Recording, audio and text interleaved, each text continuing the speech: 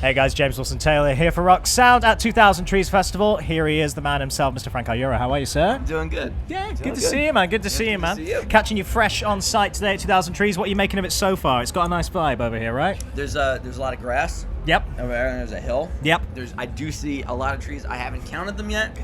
I mean, hopefully it'll I'm back up thinking to it's them. 1,500. I'm not trying to say that you guys are liars, but... Festival scandal here in the UK. Frank's bringing it right down. Frank's bringing it right down. Oh, I just saw a peacock. Oh, yeah, There's yeah. a fucking peacock. It's all the nature. Let's dive right in, man, because, I got a show now with the Future Violence, of course, today. And it's been a minute. I want to kind of catch up on that, because what an exciting kind of new project. I like how you keep turning your hand to different types of bands. And this seems like one, particularly with that lineup, you've been wanting to work with for a while, right? This is cool. One.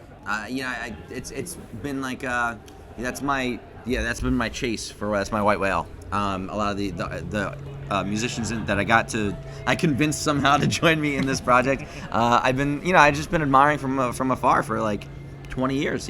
Tucker Rule, who plays drums on Thursday, and Matt Armstrong, who played bass in Murder by Death. I met them probably 99, 2000, and I just always thought to myself, like, that would be a band. Yeah. Like, that would be a really great band.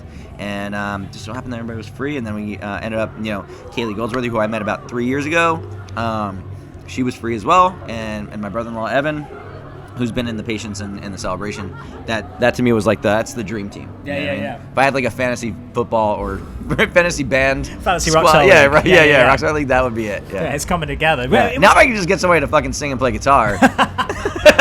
So that's that. So you can finally watch the show. I can just watch. Yeah, I want to be like I want to be the band manager from behind. That makes sense. This is proper fantasy football stuff. Managing the crew, man. But no, it's been really, really nice to see. And like I say, what's kind of always admirable is like you say with the Patience and the Celebration. Yeah, it all sounds like you, but there are little twists and different turns in the sound each time, which is really, really nice. What was the kind of approach this time, or was it just I want to get those people in the room and see what happens? Well, I guess I wanted to get everybody in the room, but knowing who was coming into the room and who was going to fill those roles, and then also planning on making. I knew we were going to make a record, because I didn't have any. There was no in my head like, oh, this is going to suck and it's not going to work. Like I just knew it was going to work. Good confidence, yeah. I don't know. So I planned on who we were going to make a record with and all of that. Like I wrote a record to those specs, and I like that. With different personnel and different environments, writing and recording and all of that, it's going to sound different. Of course. I think bands are special and unique because of the people that are in the room and the room that you're in, the time and place in your life. This was always going to be something really special and weird. Yeah. And it just so happened that we ended up getting it recorded. Yeah. It finally came together. The stars aligned and it worked, and it's working well for the fans, man. I want to talk about a couple of tracks in particular. Let's start with Young and Doom, really, because I love the fact that you had that MCR reference in there. Talk to me about when you were putting that lyric. Like, why in particular did you decide to drop that little lyric in there? Is it you being cheeky? Because I could see that a little bit. Like, let's give him a wink. Well, here's the thing. It's always when you're writing. I remember the moment too. I remember the moment I was like, I'm gonna get some. Yeah, this is I'm gonna get some shit for this. But it fit so perfect. Yeah.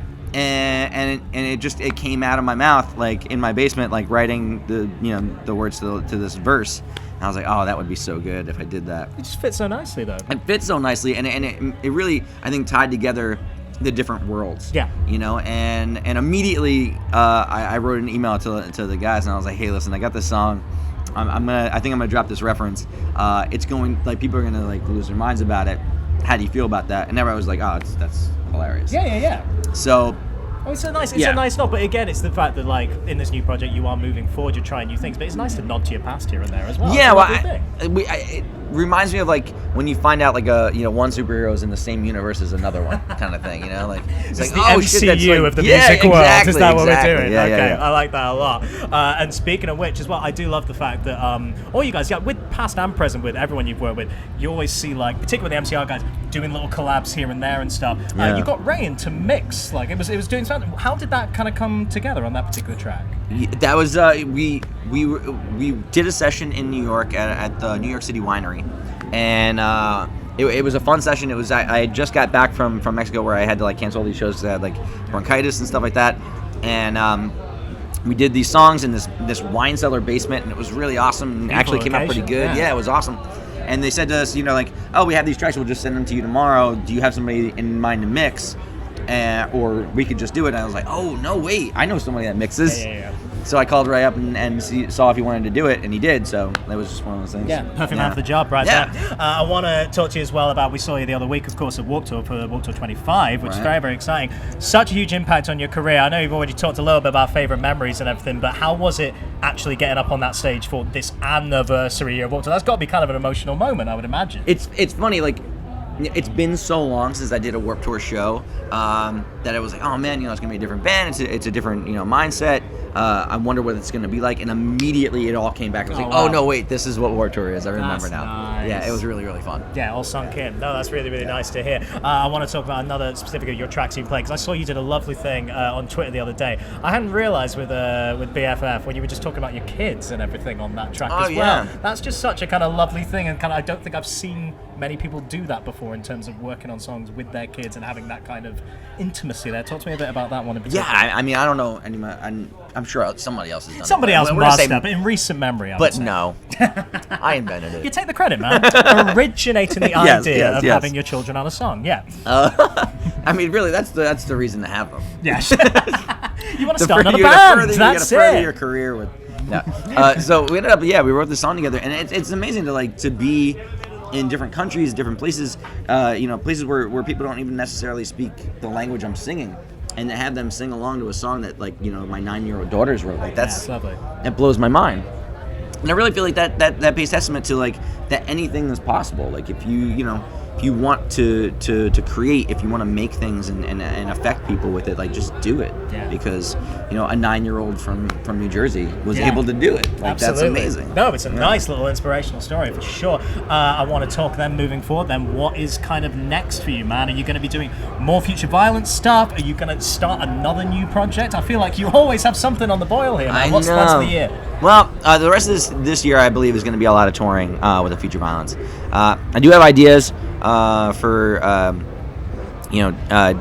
already writing songs, so whether that's more Future Violence stuff or if it's a different incarnation of the band, I don't know. Okay. But I think I'd like to do a stripped down acoustic thing. But then the other day I was just talking to Matt, and I was like, it'd be really fun to do like a weird like touch and go like EP. So I don't know.